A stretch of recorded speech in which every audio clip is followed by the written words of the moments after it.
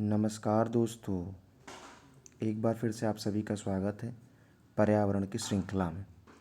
जैव विविधता दिवस 29 दिसंबर विश्व के कई देशों द्वारा घोषित, 22 मई संयुक्त राष्ट्र संघ द्वारा घोषित जैव विविधता दिवस।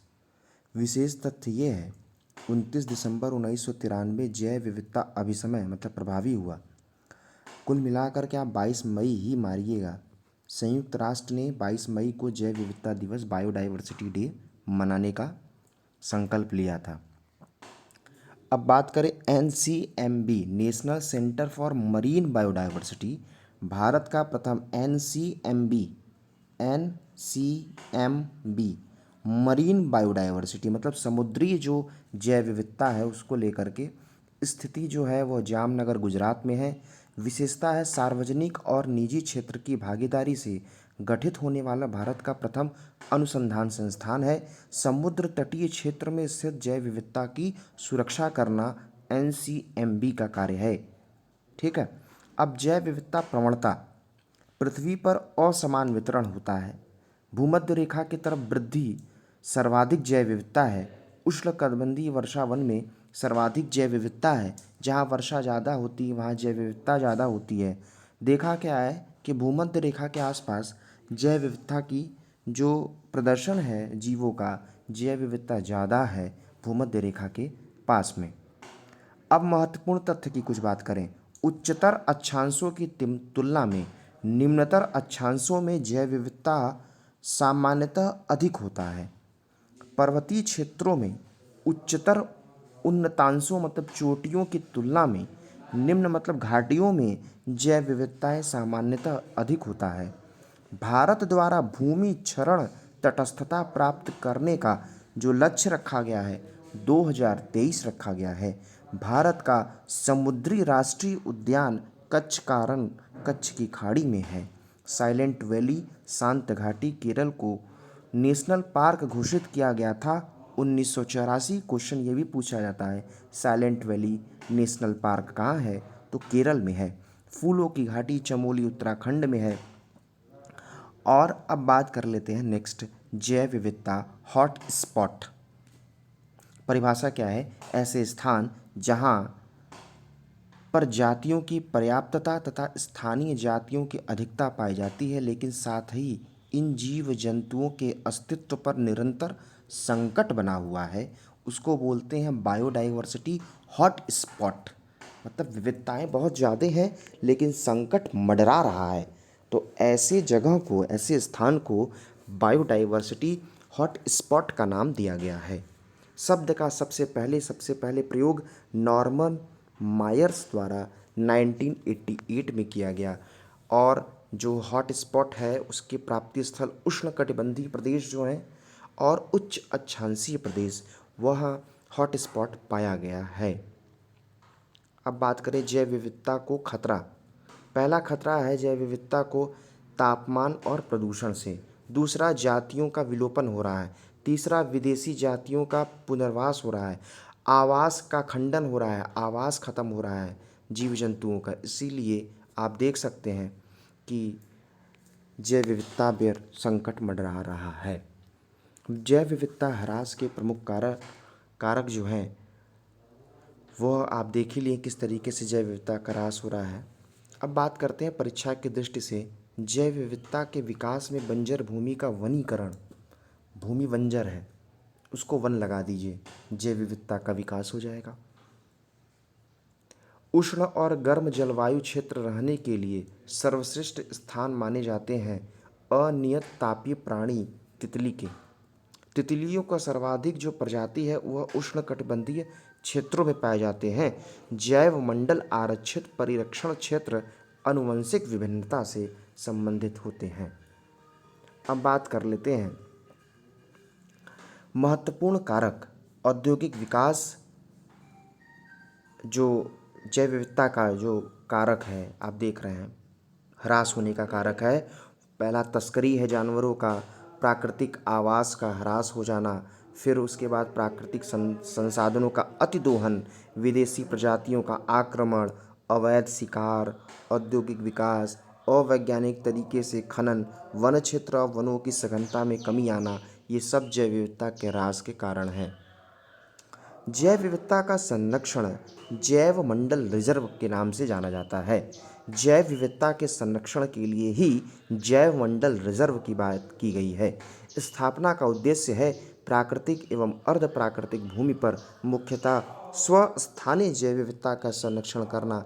अभी आप पढ़ेंगे, एक होता है स्वस्थानीय, एक इन सीटू होता है, एक होता है बाय स्थानीय एक्स सीटू। इसके बारे में भी हम लोग पढ़ेंगे।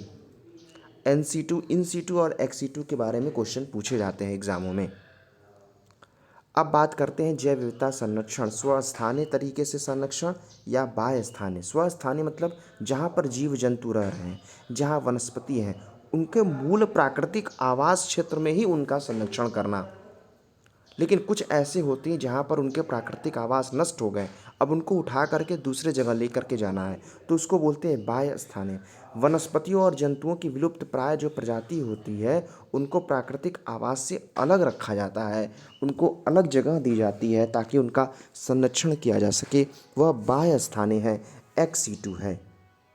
बाह्य स्थानीय संरक्षण के दो विधियां हैं। पहला प्रथम विधि है और द्वितीय विधि है। प्रथम विधि में क्या है, जूलॉजिकल पार्क में विलुप्त प्राय प्रजातियों का पालन पोषण, जूलॉजिकल पार्क बना देना।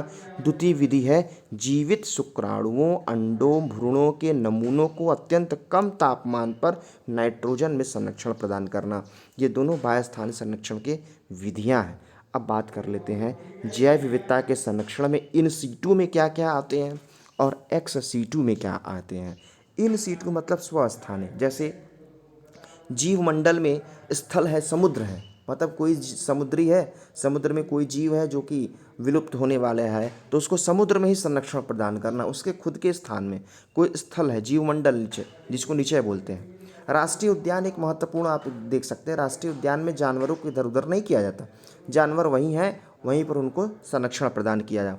वन्य जीव अभ्यारण्य, ये सब उदाहरण है, क्वेश्चन पूछे जाते हैं, निम्न में से कौन एक्स सीटू का उदाहरण है, कौन इन सीटू का उदाहरण है।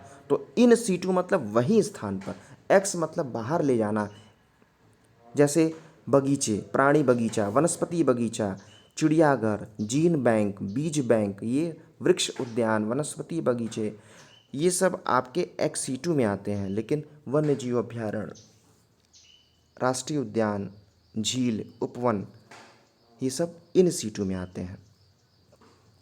जैव मंडल आरक्षित क्षेत्र के मुख्य उद्देश्य क्या है? उद्देश्य तो एकदम साफ है कि विविधता बनाए रखना, पौधों, जीव जंतुओं, सूक्ष्म जीवों की विविधता संपूर्णता को बनाए रखना, सामाजिक, सांस्कृतिक और पारिस्थितिकी तंत्र की दृष्टि से निर्वहन योग्य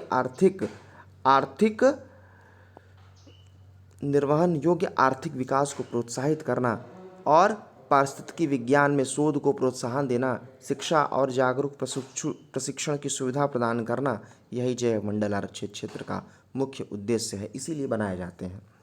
भारत में प्रवाल भित्ति वाले 4 प्रमुख क्षेत्र हैं। मन्नार की खाड़ी, अब जानेंगे भी प्रवाल भित्ति क्या है, बहुत महत्वपूर्ण है, ये भी एक हमारे जैव विविधता को बनाए रखने में महत्वपूर्ण योगदान है। तो प्रवाल भित्ति के लिए मन्नार की खाड़ी, अंडमान निकोबार है, लक्षद्वीप है, कच्छ की खाड़ी, मतलब ये अक्सर प्रवाल जो होते हैं वो समुद्र के किनारे पाए जाते हैं। प्रवाल भित्ति 2 प्रकार के हैं, एक फ्रीजिंग, एक एटॉल टाइप के। फ्रीजिंग में, एटॉल में लक्षद्वीप है, फ्रीजिंग में अंडमान निकोबार, कच्छ की खाड़ी और मन्नार की खाड़ी है।